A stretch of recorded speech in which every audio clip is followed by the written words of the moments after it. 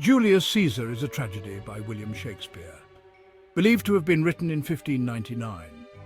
Set in ancient Rome, the play explores themes of power, betrayal, and political conflict, centering around the assassination of Julius Caesar and its aftermath. The play begins with Caesar's triumphant return to Rome after defeating his rival, Pompey. The Roman citizens celebrate him as a hero, but not everyone is pleased with his growing power and influence. A group of conspirators led by Cassius fears that Caesar is becoming too ambitious and may establish himself as a dictator. Cassius persuades Brutus, a respected senator and close friend of Caesar, to join the conspiracy by appealing to Brutus's sense of duty to Rome. Brutus, who genuinely loves Caesar but fears his ambition will harm the Republic, ultimately agrees to participate for what he believes is the greater good. On the Ides of March, despite several ominous signs and warnings, including a soothsayer's famous words, "Beware the Ides of March," Caesar goes to the Senate. There the conspirators surround him and stab him to death, with Brutus delivering one of the final blows. Caesar's last words, "Et tu, Brute," and you, Brutus, express his deep betrayal by his trusted friend. After Caesar's assassination, Brutus addresses the Roman people, explaining that he killed Caesar not out of hatred, but to prevent his tyranny and to preserve Rome's freedom. Initially, the crowd is sympathetic to Brutus. However, Mark Antony, a loyal friend of Caesar, is granted permission to speak at the funeral. In a masterful speech, Antony subtly turns public opinion against the conspirators by highlighting Caesar's virtues and showing them his bloodied cloak and body. He repeatedly refers to the conspirators as honorable men while casting doubt on their actions and motives. Antony then reads Caesar's will, which bequeaths money and public parks to the citizens, further stirring their anger against the conspirators. A violent riot ensues, forcing Brutus and Cassius to flee Rome.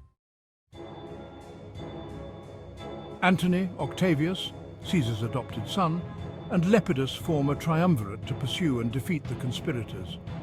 The armies of the triumvirs and the conspirators eventually meet at Philippi. Before the battle, Brutus is visited by Caesar's ghost, which warns him of his impending doom.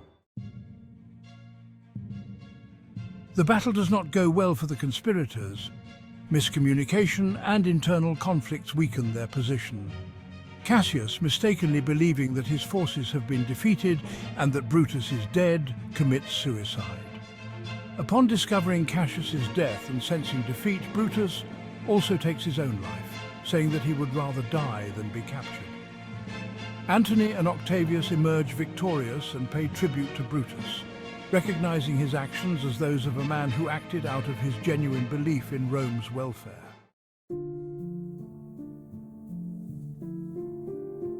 Power and ambition. The play explores the nature of power and its corrupting influence.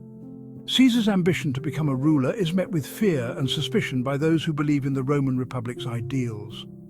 This tension between individual ambition and the greater good drives the conflict and raises questions about leadership, tyranny, and governance. Honor and betrayal. Honor is a central theme in the play, particularly through the character of Brutus, who grapples with the conflicting demands of personal loyalty and public duty. His betrayal of Caesar, whom he loves and respects, is portrayed as both a noble sacrifice for the Republic and a tragic flaw. Rhetoric and persuasion. The play demonstrates the power of rhetoric in shaping public opinion and influencing events. Antony's funeral speech, with its clever manipulation of language and emotion, turns the Roman crowd against the conspirators, demonstrating how words can be as powerful as weapons. Fate versus free will. The tension between fate and free will is explored through the many omens and prophecies that foreshadow Caesar's death. Characters often wrestle with their sense of control over their destinies, questioning whether their actions are driven by fate or personal choice. Public versus private self. The play delves into the conflict between the public and private selves of its characters. Brutus, in particular, struggles with his role as a public figure versus his private emotions and loyalties, highlighting the complexities of political life and the sacrifices it demands. In conclusion, Julius Caesar is a powerful exploration of political intrigue, loyalty, and the consequences of power. Through its depiction of betrayal, ambition, and the public versus private struggle, Shakespeare's play remains a timeless reflection on the complexities of leadership and human nature.